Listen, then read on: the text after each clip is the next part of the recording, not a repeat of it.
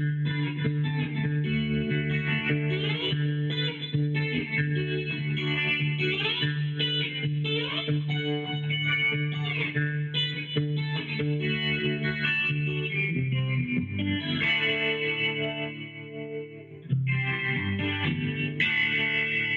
Damon. Jeremy, how are you? I am pre-Halloween happy enough. How are you? That sounds like you're on a candy fast, getting ready. I have a friend who is brilliant, and he once said that peanut M&Ms are my favorite kind of M&Ms and my favorite kind of peanuts. And there are certain candies I really am into and cherish and look forward to until I eat 4 of them, and then I regret it. And then there's others I don't even want 4 of. Yeah, I'm definitely more of a chocolate guy. I would go Reese's peanut butter cups and Snickers. I'll throw a nice girthy Snickers in the mix every once in a while. Well, we don't get too many girthy ones. That's the whole thing with Halloween now. Everything's single portion size. But I guess that's probably better. I don't know if we need a girthy Snickers. So moving away from the candy ball, if we can. Sure, please. I want to share a practice, activity, inquiry, obsession that I have that I've never told you about that I predict you're going to love. Okay. But I want your feedback and framework about, and maybe you'll find it corny and full of holes. So we'll see. Okay. It's called The Game. And it draws on virtual reality gear, video games, and simulation theory, but is itself completely free and completely tech free. What you do is you close your eyes and you imagine putting on a virtual reality headset. Okay. Then you open your eyes. The premise is you are now in a virtual reality environment. You are in the game, and you are to treat it as such. So, for example, I did it as I was telling you to do it. I don't know if you did it as I was telling you to do it. I did. Where am I? Is step 1.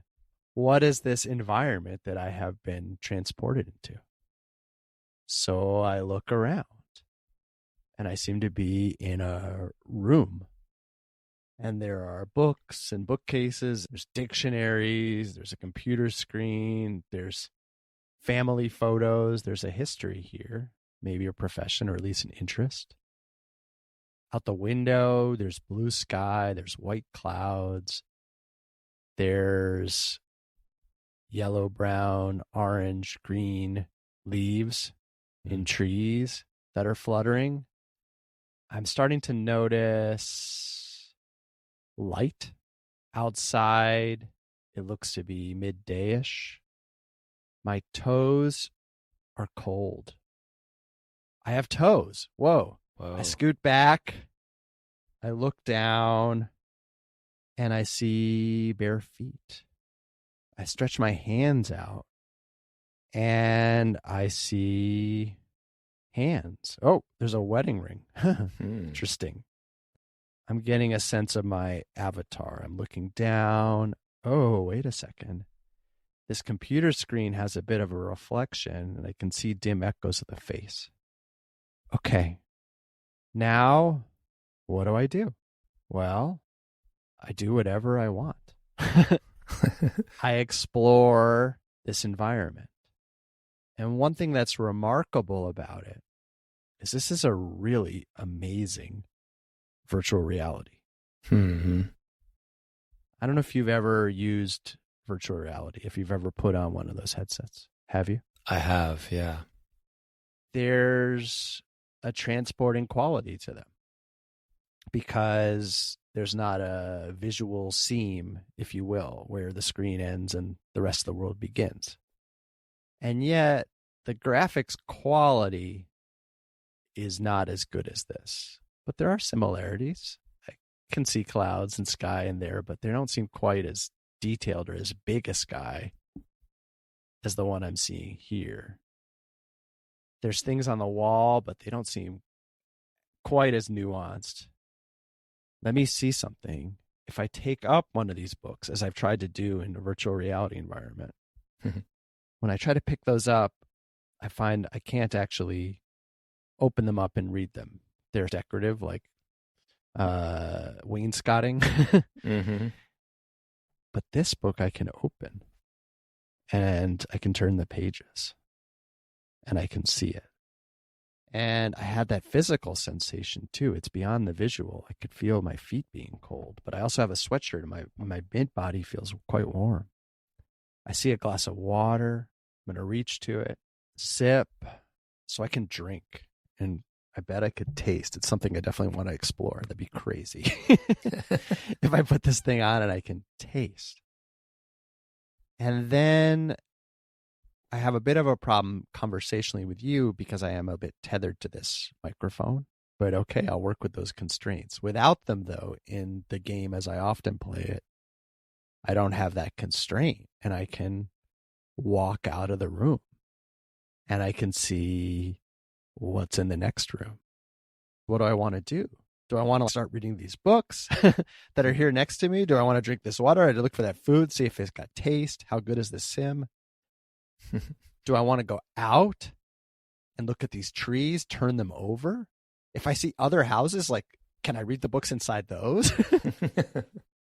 How far does this go? And I start exploring. And it's quite open. Nevertheless, there are certain possibilities for scoring that I call scenarios. Mm-hmm. And the scenario is just the choices presented to me in a moment. So say I'm in the bathroom in the morning and I decide to play the game. I put on the mask. I open my eyes and I'm in the simulation. Okay. I check it out. Interesting. I see a toothbrush. We all know computer games are designed. They have environments that you can explore in an open-ended way, but they usually do have scoring and goals and objectives. And all of a sudden I can picture, should it be, if it's a hedonic, a happiness goal, or even just a sensory goal, or even just a play with how deep does this game go goal, what would happen if I picked up this toothbrush and I look for toothpaste? Yeah. Oh, I found the toothbrush and the toothpaste. It's like ting. I can picture like two little points. I apply it. I turn it on. Oh, it's one of those electric toothbrushes. The toothpaste splatters all around the wall. Oops. I lose 2 points. Okay, I get, some tissue paper. I clean up the wall. I do it again, but this time I turn it on when it's in my mouth. And I move it around and I can feel it cleaning these teeth. And that's amazing. What am I going to do next? Do I want to stay in this amazing, well worth 99-cent iPad app of being in the bathroom, morning ablutions, and see if I open the cabinet and shave? Or maybe I can find eyeshadow and put on eyeshadow. I can be at the salon. Maybe I want to take off clothes and shower. Oh, boy. Maybe I want to go to another room and see if there's a way to get dressed or pick clothes. Maybe I'm already dressed and I want to go outside, or maybe I want to go upstairs, and I get into the next situation, the next scenario. So like today I was playing the game at lunchtime, and I left work to take a little lunchtime break, and I walked downstairs and there was another person there. Yeah. There was my daughter, and she was doing some homework and she had a question. Mm-hmm. And I was like, ooh, okay, scenario registering kid. What do you do? Do you say, no, I'm busy? Do you say, I'd be happy to help you later? Do you help? With what level of engagement? How do you keep the toothpaste from hitting the wall, if you will? Mm-hmm. And did that for a little bit, drifted away. It was outside, like, whoa. Started walking to a park, someone I knew but hadn't spoken to in many, many months started talking to me. It's like, oh, do I break it off to go to the continued goal of walking to the park that I was planning to? Or do I reorient? And how does that feel? Where do the points tinkle up or down, or in what metrics? I start having gauges for things and so on. And to the degree that I can stay in the game or re-enter the game at these different levels or scenarios, I find a sense of presence, of wonder, and challenge. And it's not as ruminative in a negative way, but I don't think it's necessarily anti-intellectual or anti-conceiving or having thoughts. If that's how you want to do it, okay, play the game of writing an email or building to a task. It's a longer term task that maybe is an even bigger challenge in the bigger sense. It's always this back and forth. So I could go on. I could talk about a million scenarios that I've used this in. I could talk about how a friend was using it recently. I could explain some of the early experiences that led me to this. But I guess I want to turn it back to you for where it's all hitting you at the moment, whether it's novel, stunningly obvious, an intersection of the two, or something else altogether. Well, first of all, I think it's amazing. And I put the VR on myself and I closed my eyes and I opened my eyes and I looked up and I immediately noticed things in my office that I have never noticed before. Yes, I see so many more spider webs. Right. I'm just like, this is amazing. They did such a good job. Yeah. Or even things where it's dirty. It's like, oh, it's just actually harder to make spots of dirt than a clean, gleaming, shining something. Right. So there's that just as a personal experience. And then I did what you typically do when you have the VR set on. You look down and around and up and around. And I noticed that I have 100-year-old barnwood on one of the doors in my office.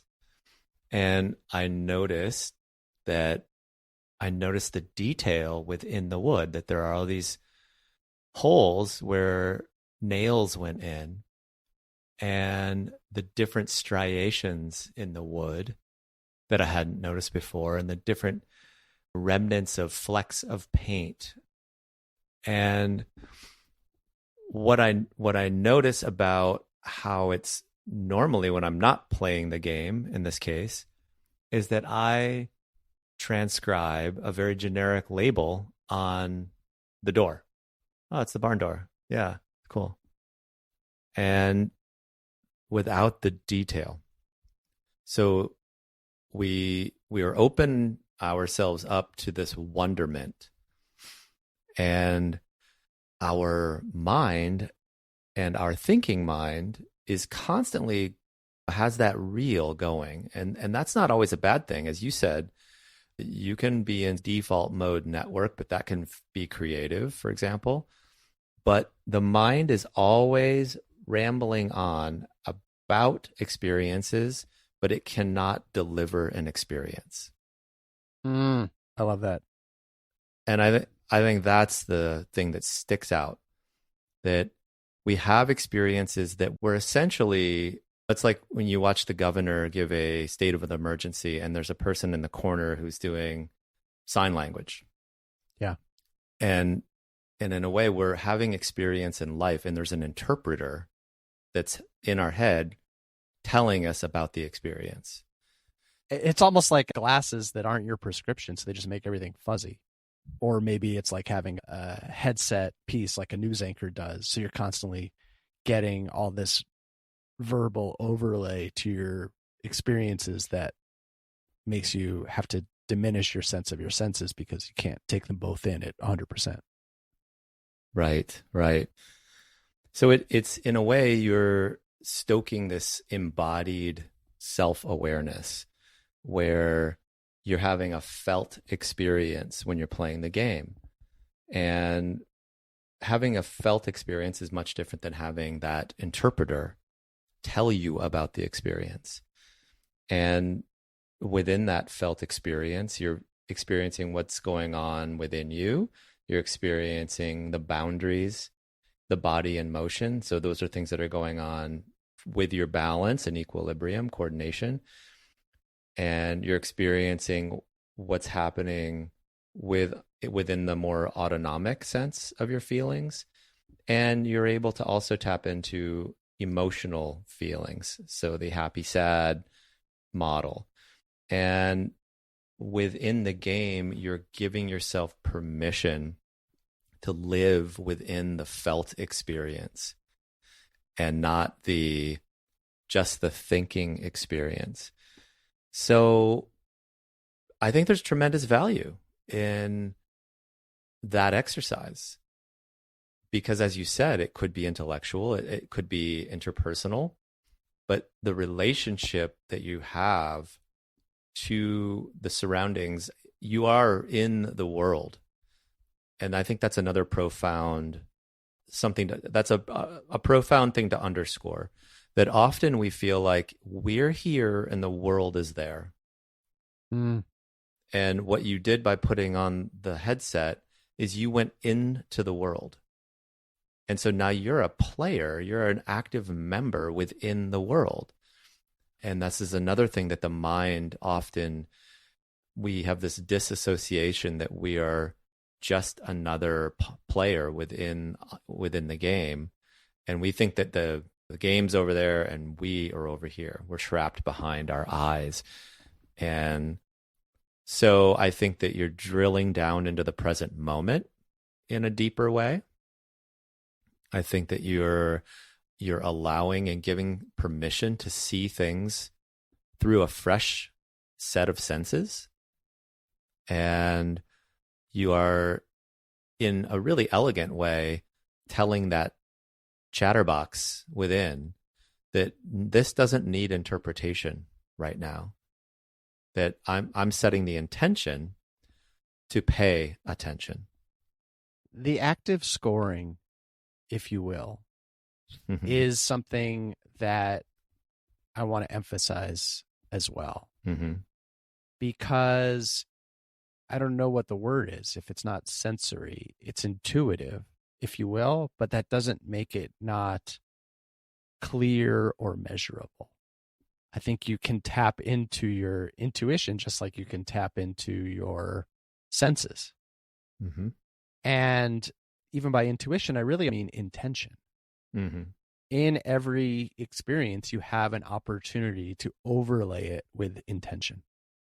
For example, I was reminded of the game so fortuitously by a friend who was having a hard time at work because she had a ton of stuff to do, but it actually wasn't engaging to her. So she was both overloaded and underwhelmed Mm-hmm. and painfully bored, but also super stressed. And like so many problems that a friend can have, this was so wonderful to me because I had been having a really hard time myself, but now I had a chance to get outside myself and make some suggestions. And I remembered the game and I gave it to her and we started playing it together via text. Mm-hmm. And I was thinking about what could the game be for her in that situation. And the intention, challenge, intuition that we struck on after a few different examples that we cycled through was, can I be as physically comfortable as possible this whole time? How can I maximize my physical comfort? And then it's like, well, I don't know. Is it answering these emails, going to these Zoom meetings, filling out this paperwork while lying in bed? Uh-huh. Is it wrapped in a blanket? Is it standing? Is it crouching on the balls of your feet? Is it a gentle rolling back and forth of the shoulders? Is it an even breathing? And what it does is it overlays the scenario that she's in with a challenge that is engaging and is rewarding. And I don't think is sapping from the actual activity at hand. I'd say just the opposite. If it's engaging, it's letting her stay in it and gamifying it. And I know for me, an example of an interpersonal use of the game is I'm walking through that park with my wife, Chrissy, and neither of us is talking, and I'm still in my head from work, and probably she's still in her head from work. And I put on the game, and then all of a sudden it's like, oh, remain silent, share something from myself, ask her about her day, make a neutral observation that maybe takes us out of the work head, start jogging, and go, catch me if you can. It's a totally open scenario, but that doesn't mean you don't have choices. And starting to articulate those choices in advance, and then articulate some of the metrics that let you evaluate your score, if you will, as you go along, and then trying them and seeing, it's really fun and engaging, and I think rewarding. And despite the gloss of the game, I think has a chance to be actually much more authentic than, as you say, this separated self that we're often stuck with by our thinking mind. Yeah, it's just refreshing. It feels refreshing. I'm thinking about the example with your friend, and I think that's a really good one of, can we get as physically comfortable as possible and still bang out the mundane work? And what just happened right there, back to my earlier point about this embodied self-awareness and just the felt experience, we are creating and crafting and gamifying our felt experience, even in the midst of doing this mundane, brainless type of work. And so the overlay is a real thing. And the frame that just activated wasn't, oh gosh, this work sucks. And because the work sucks, what typically happens is that we become more tense, we become more balled up, there's less flow within our body, and now it compounds. So the work sucks, but then we also start to feel worse. And then that's just that's a very familiar pattern for most of us. So what you did is you tweaked it and said, okay, well, let's forget about the work for a minute and let's feel good. And just by doing that, the work no longer takes on this suffrage. It still might, not be fun to do, but we feel good, and that shifts how we perceive what it is that we're doing. So I think on that front, coming back to this felt experience, it was a really wise suggestion. And I'm sure it completely transformed how she went about those activities. And I think for our listeners, that is a real offline, low-hanging fruit type of a skill or tip to practice. When we're doing things that are not fun or boring or mundane, can we do those things and feel physically comfortable, as physically comfortable as we can? And then to your other point around walking with Chrissy and then starting to play the game, now you have options. And that this show is called Stimulus and Response. And what just happened right there is that you created some space to choose your response or to choose to insert stimuli. And Viktor Frankl says that that's freedom. That is ultimately, literally, the essence of being a free human, is creating a little space between the stimulus and response, thereby being able to choose. So playing the game by its very nature buffers against this ricochet of, this person did this, I need to do that. Or I wake up in the morning, I squeeze the toothpaste mindlessly onto my toothbrush, and I cram it into my mouth really fast, and I'm stressed, and my shoulders are hunched, and I, pour the water, and it just spilled in the thing, and I'm upset about that, and I put the tube back on, and I'm moving on with my day. That is a typical pattern for most of us. But all of a sudden, you had this drop-down list. All right, I'm going to play the game. Now, it's not just the mind is one way to say it. In other words, just the ego. And I'm sure there are moments for many people who would entertain this idea, I know I would, where I would be like, I don't want to play this stupid game right now. Come on, dude. Come on. You've got work to do. You're busy being miserable right now. Who's got time for this game business? I'm walking with my wife and neither of us are talking, and I'm stubborn. I'm not going to say the first thing. Why are we even doing this walk? Right? All that stuff ends up being like purgatory. It's just an awful place to be. And so by playing the game, you gave yourself an excuse to transfer off of that robotic, well-worn patterns, neural wiring, really, even, because you've played the game this other way for so long. And by saying, hey, this is I just bought this for my PlayStation. I just got this new VR game. Let's try it out. You're allowing yourself to create a new wire inside your own brain. And then the drop-down menu comes in. Should I be the first one to talk? Should I run? Should I make a joke? Should I ask an open-ended question? Now I have options. And what do options do? They make us feel more engaged.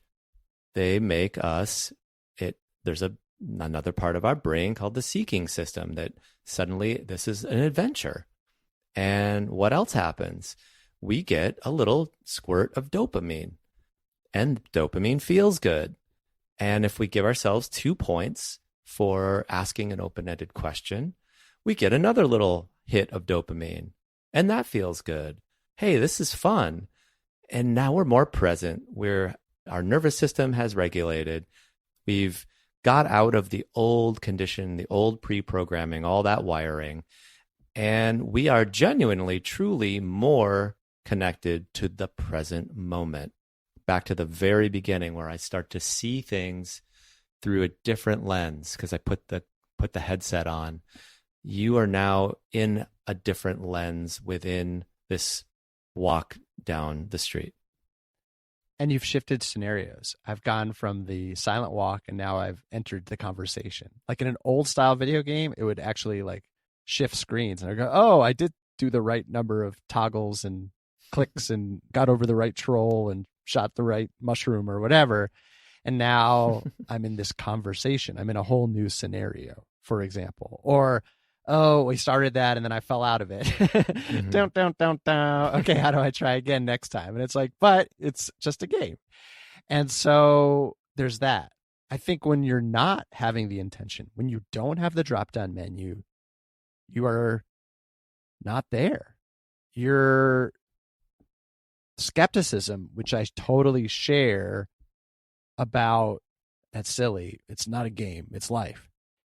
The problem is I don't think we have an option. I think you are playing or you are played. You're on the automatic loop, like that the video game just plays while it's waiting for a kid to put in a quarter in the old arcade style, or you've got the quarter in and you're actually at the controls, or you're one of those passive objects on an automatic loop. And do you want to take the controls back and be there? And that's that level of passivity or victimhood or lack of presence is a huge loss. And I don't think there's a third option between playing and being played. Yeah. And some of the more traditional modes or methodologies for trying to stoke that are gratitude. What does gratitude do? It makes us aware of what's happening right now. I'm grateful for the trees out my window where these beautiful yellow birds land on the branches, right? I mean, I'm coming back into this moment and seeing the magic of being alive. So and it's natural. It's not forced because there's not an outside the game. You're in the game and it's like, wow, look at this. Or not, look at something else. But it's absurd to think of playing even a simple VR ping pong game that you're not going to be doing it and your to-do list at the same time. Probably. You're going to be immersed in it. And what's cool about the game is, yes, you might start doing your to-do list, but then you just say, okay, is that what I want to do? Maybe. Yes, let me make my to-do list on purpose. Mm-hmm. And I'll feel whatever tinkle of points that way, or I go, I want to move on to something else. I want to run through the backyard, find a Frisbee or whatever. And that also touches on the fact that we cannot focus on two things at the same time. So if I'm playing the game, that's all I'm doing. I'm playing the game. I can't play the game and ruminate about the stress about the project tomorrow, or just the whatever boring thing or scary or stressful thing. It's not possible to do both of those things at the same time. So gratitude, it plunges us into what's happening. As you say, like we're really here in the game, and it literally removes our ability from being distracted by what might happen or what already happened. So that's a really powerful, poignant, and profound practice to build. And there is a level of playing the game that really is deeply appreciative of what we're doing in the moment. And so we're really not as difficult to figure out as we think we are. I think we think we're super complex, but to your point, you're either playing the game or you're getting played. You're either focusing on something that you're grateful for, or you're focusing on typically all the distractions and the wanderings and the projections and the regrets. And sometimes also those are creative things, the problem solving and the intellectual musings, etc. So gratitude is a really powerful way to do this. Another one that just jumps out is the Stoics had this dialed. Hey, look, the game doesn't last forever. When you die in the game, you die in real life. Yeah. Right. And so what happens when we realize that? Everything gets a little bit clearer, a little more crisp, a little more real, and maybe even a little more magical, because it is alive. We are alive right now.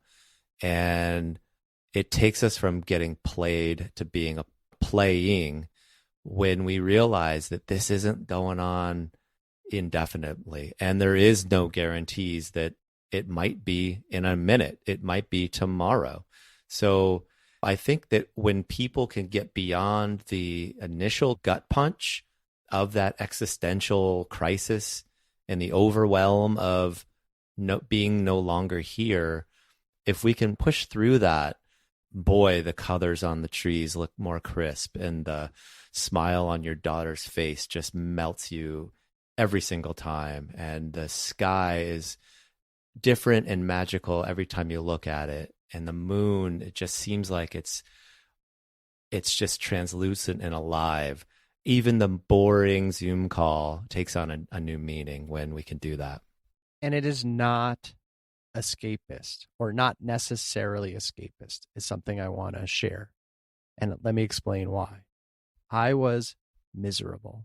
I was overwhelmed by all the problems of the world when my friend shared her own situation. And I just felt like there was nothing to do. And in entering the game, I was reminded of the truth, which is you can do things, but you can only do one thing at a time. And you have a huge host of options. And the idea that you can't fix everything at once and just be done and safe and fine and settled forever, that's the game. Okay. But what kind of game would it be if you could? You could argue. But regardless of how you might design it, that's just not the game. And so it is totally fine to say, I'm going to go and I'm going to make this call. And then I'm going to make that call. I'm going to write this letter to the editor. And then I'm going to organize this website. Or I'm going to make this sign and march. Or, yeah, I'm going to hug a tree and organize a tree hugging gathering because maybe people just need to chill out. Whatever it is, all of a sudden, once you have these options, you're pursuing them. And you don't have this illusion, which is an illusion that there's nothing to do unless everything's fine. Because that's not the game. The game, again, is life. So true. And I know I have this phrase that when things are big, go small. And it's a reminder that all I need to do is the thing that's right in front of me, or one thing, as you said. And I like to start on my drop-down menu when I'm activated in that way. My drop-down menu is all the low-hanging fruit. It's the things that we do every day. Get the easy early wins. Yes. That seem easy enough that you might say, oh, I don't need to do it. But if you don't, you're doomed. And if you do, all of a sudden, you're actually in a pretty good position and things seem okay. And one of them is just this hygiene that you mentioned. I like to floss my teeth when I get overwhelmed. And I'm setting the intention that I'm still going to floss my teeth in the same amount of time that I normally would, but I just do it. I become completely immersed in it. And I get in there and I really like shimmy and burrow the floss into just the deepest recesses, and then I move it over and I do it gently so that when the floss hits the top of my tooth, instead of like pushing straight down and having it get just crammed down into your gums, you shimmy it back and forth until it slides past that tension point, and then you come down into one side and the other. And 4 minutes, 3-4 minutes. But what I just did was I modeled present moment awareness, and I modeled doing something mindfully and doing it well. And so if I can stack that win, and the other thing that I think is on the back end of that is to just briefly celebrate the fact that you just did that well. We can all do something right now extremely well. We can do it as like a virtuoso. And so whatever that is, start there and do something with elegance and do it with nuance. And it doesn't have to take a long time, but now you're in a different place. And I think there's real value in that as well. It's not that we need to go from negative to positive often. Often it's like we need to go from negative to neutral. And we don't go from A to Z, we go from A to B.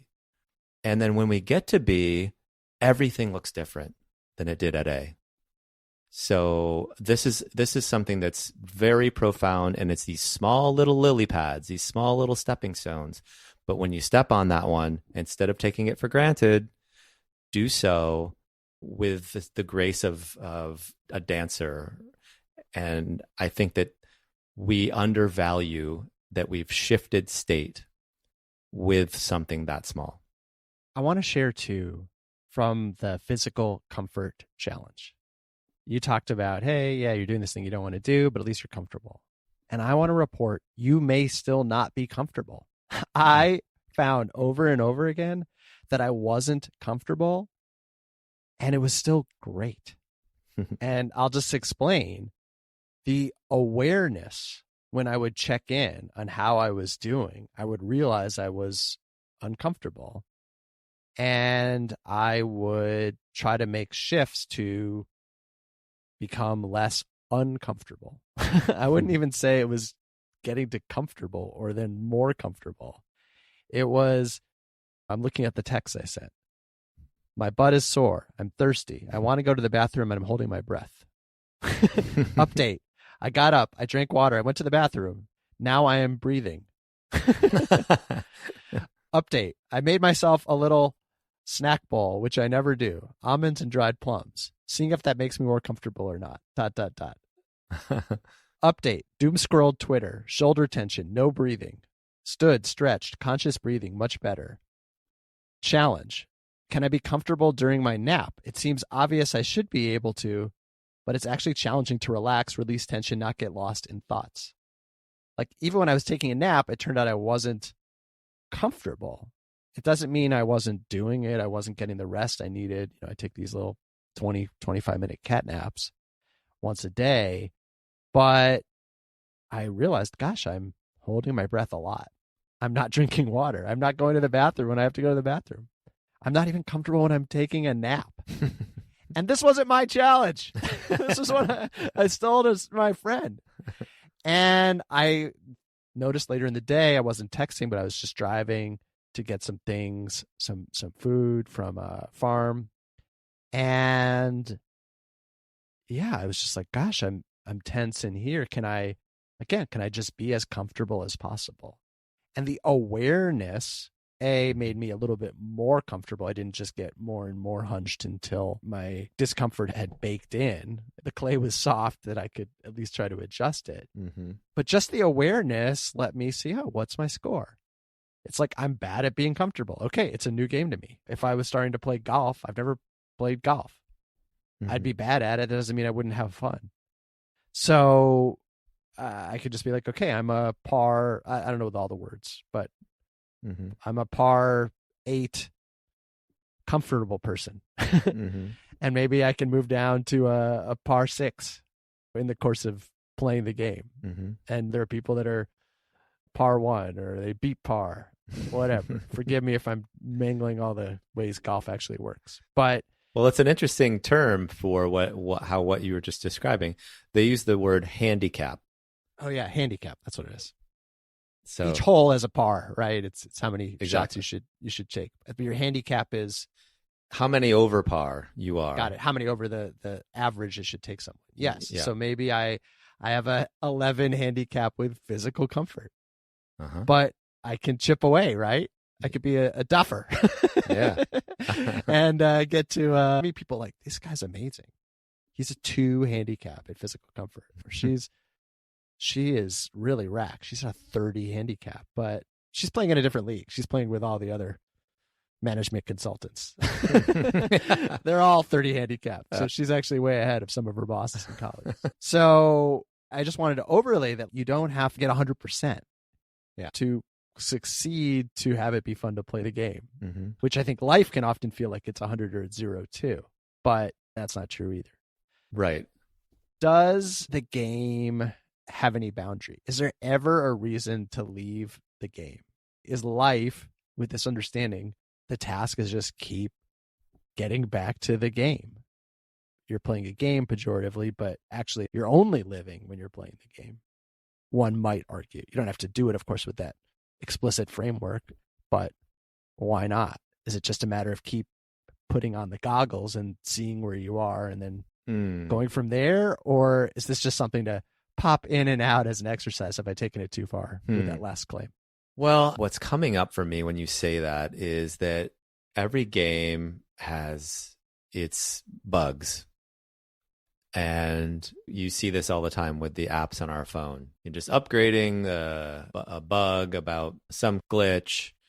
And I could see one of the potential bugs in the game being that we intellectualize, or we, without really realizing it, let's say I am in pain, and let's say I'm in a deep, regretful state. I did something that was not nice to someone else. Yeah. And I say, shame.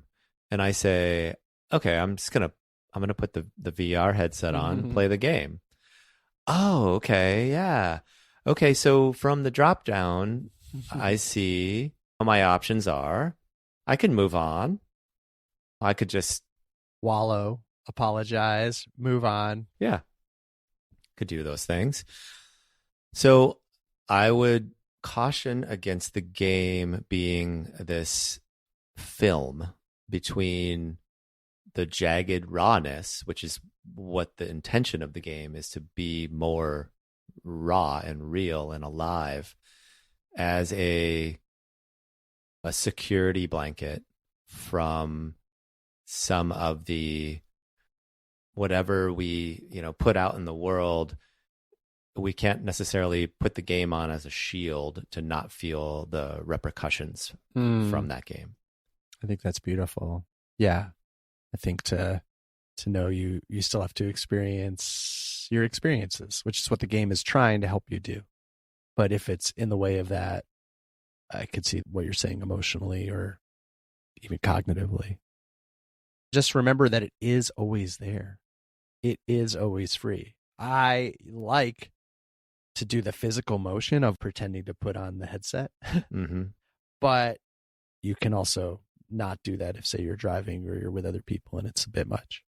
And I think, of course, practicing a little bit in the simpler scenarios that aren't interpersonal, like the toothbrushing or the walking around the backyard or just sitting at your desk at work without someone else there, I think those are really good practice points for being able to put it on in a more heightened situation. I would agree with that. And it's not to say that if we did something where that shame, go back to that shame example, it's not to say that the game couldn't be effective for that. It's just we can't put it on as if we would have a martini to numb ourselves. Well, there's an amnesia of sorts to the game.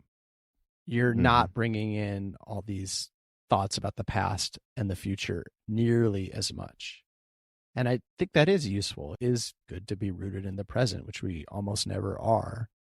And even in an experience of shame, like I did this, but now I'm in the present. I'm dropped in this scenario. Every computer game starts basically like every movie starts, like something terrible happens. Now you have a big problem and you've got to blast your way out of it or puzzle solve your way out of it or collect and trade them, race them your way out of it.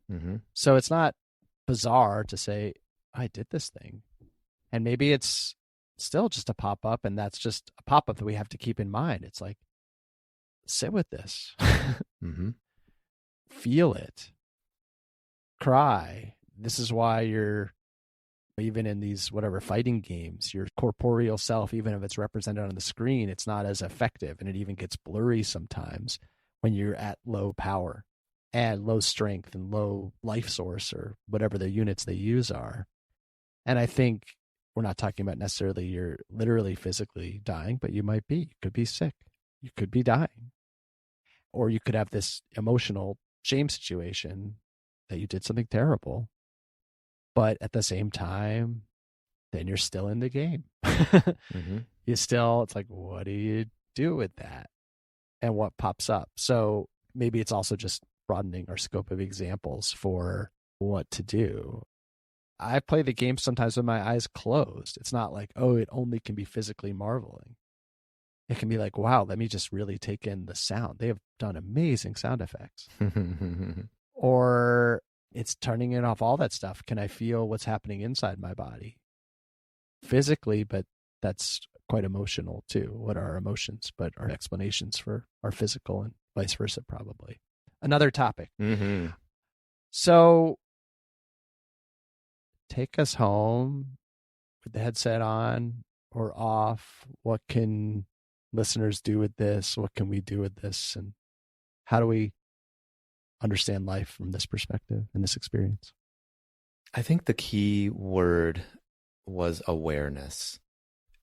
If we can start to cultivate more awareness of what's actually happening within us and around us, just by that very nature, we start to stoke and cultivate the conditions to play the game. And with awareness, we're not necessarily looking for just the positive valence of, oh, I'm aware, I feel great. We are also aware when, as you said, we feel uncomfortable. And that might seem counterintuitive to shine a light on things that are quote unquote negative. But the real deal is that when we shine the light on what is happening, what our felt sense is, and how we are in within our body and then also moving through space, that goes a long way to inform us to decide how we want to play the game. And that inherently feels good. So no matter where we are, there's always a next best step. But the only way we can take that next best step is to have a real clear sense of where we actually are. So awareness, acceptance, and try it. Literally, physically try it. Put your hands on as if you're putting on the mask and look around in a safe space in your house and see what happens. Because the game is real, but we are allowed quite a bit of latitude to experiment and explore while we're here. Wonderfully put. Thank you, everyone, for listening. Thanks for making us part of your game. We're so grateful to you. It's good to have you on the other end always, Damon, to help me understand, process, experience. And I really look forward to our next conversation. If you are listening at home, on the road, in the headset, wherever, please share the show if you found it meaningful. We hope that these can be conversation prompters. We've gotten so much valuable feedback from people that share and then have a fun conversation with a friend or family member based on the conversations we had first. So thanks for doing that, and please keep doing it. Thanks, everybody. Stimulus and Response is hosted by Damon Valentino and Jeremy M. Smith, and produced by Matt Mullins of Black Rooster Productions. Please rate, review, and share the show. And please join us next time for another stimulating exploration of the best parts and best ways of being human and being alive.